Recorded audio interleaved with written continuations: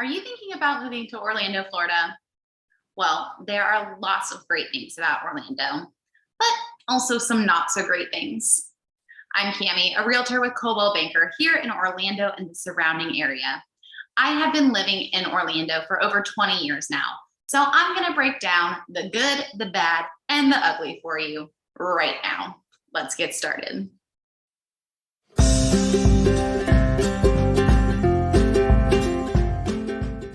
Pro. There is always something to do.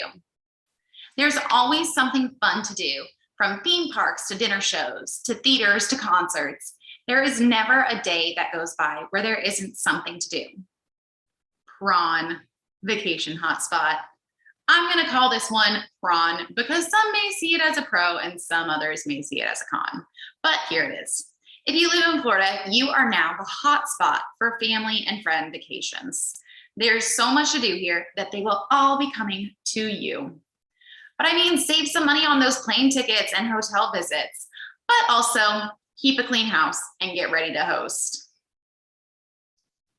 Pro, stress-free theme parks. Speaking of fun things to do, our next pro has to do with theme parks. Now that you live close to the parks, you don't have to stress every time you go.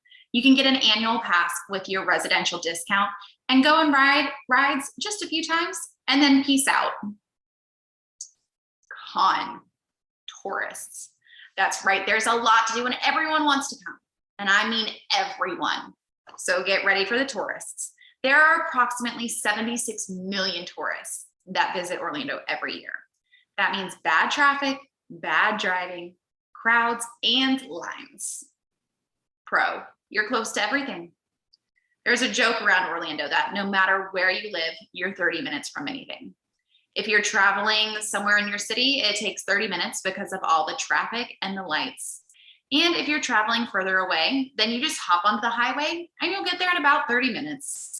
Living in Orlando means that you are close to things, even that aren't in Orlando too, like the beaches. Con, driving and tolls. Everything is 30 minutes away. That means more driving, more tolls. Orlando loves its tolls, by the way, so make sure to buy a Sun Pass or an E-Pass and save yourself some time. Pro, Florida is a sunshine state.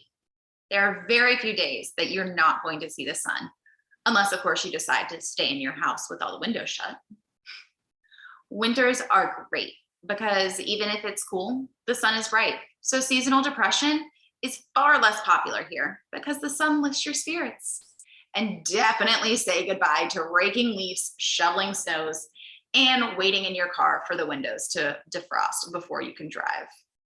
Con, sunshine and rain equals humidity. There are very few days that you won't see the sun, but come summer, you're gonna feel like you're standing on it. Rain comes almost every day of summer, by the way, and it can be some intense rain, but thankfully it's normally short-lived. Not so thankfully, the rain doesn't necessarily cool you down as much as it brings overwhelming humidity. Ladies, say goodbye to your straight hair for the summer. Pro, less severe hurricanes.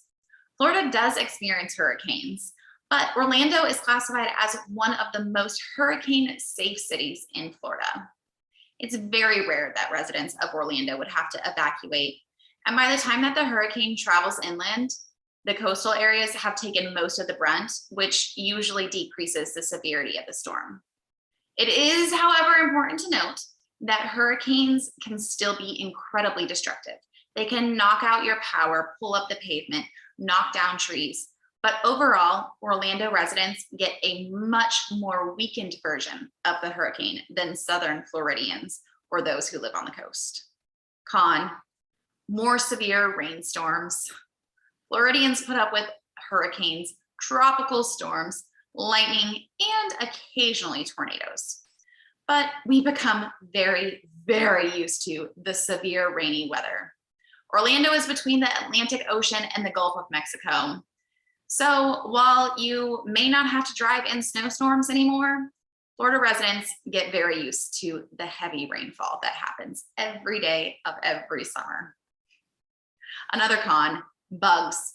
With all the rain and humidity, get ready to expect bugs. We've got mosquitoes and roaches. And have you heard of love bugs? Come summer, these little guys are everywhere. They're on the front of your car. Somehow they're in your house. And I have definitely found them just chilling in my hair before. It's terrible. Pro, public transportation. Orlando was ranked Florida's second best city for public transportation right after Miami. You can take the Sunrail, the Limo, or you can hop onto a Lynx bus, Greyhound, or Amtrak. And of course, there are plenty of Uber and Lyft drivers. Con, not pedestrian friendly. Due to the urban sprawl of Orlando, the roads are busy and dangerous, which makes Orlando not particularly bicycle or pedestrian friendly. If you want to live in an area that is more friendly to that lifestyle, you can look into some of the suburbs around Orlando, which are still very close to all the attractions, but have less hustle and bustle feel to them. Con, car insurance. If you aren't relying on public transportation, you'll need a car, and car insurance in Orlando is higher than the national average. Pro, no state taxes. Florida doesn't charge residential income taxes. Yay! Con, entertainment funds. Sure, you're saving on taxes, but with so much to do, you're going to be spending more on entertainment. Pro, the job market. Orlando has a strong economy with plenty of job opportunities. Tourism and hospitality is booming in Orlando, so there's never a shortage of jobs catering to tourists and entertainment. Orlando does have more to do, though, than just hospitality. There are a number of jobs in digital, media, education, aerospace, engineering, healthcare, technology, and more. I mean, the city's largest employers include Lockheed Martin hospitals, which include Orlando Health, Florida Hospital, VA Hospital, and the Morris Children's Hospital, and Disney World and Universal. I know those last two aren't a surprise. Con, entry-level, low-paying jobs. Because Orlando's economy relies heavily on tourism and hospitality, many of the jobs are entry-level and are not necessarily high-paying jobs. Con, schools. Orlando itself does not have a great reputation for public school. While the school system is certainly not the worst in the US, there's a lot of room for improvement. Orlando schools scored lower than the statewide average in both math and reading proficiency. However, there are suburbs right outside Orlando that are some of the highest scoring public schools in this state, and there are a plethora of private schools. Now, while the public school system is not ideal, Orlando is home to University of Central Florida and many other higher education colleges that are known for their high graduation rates. So there you have it, some pros and cons of living in Orlando.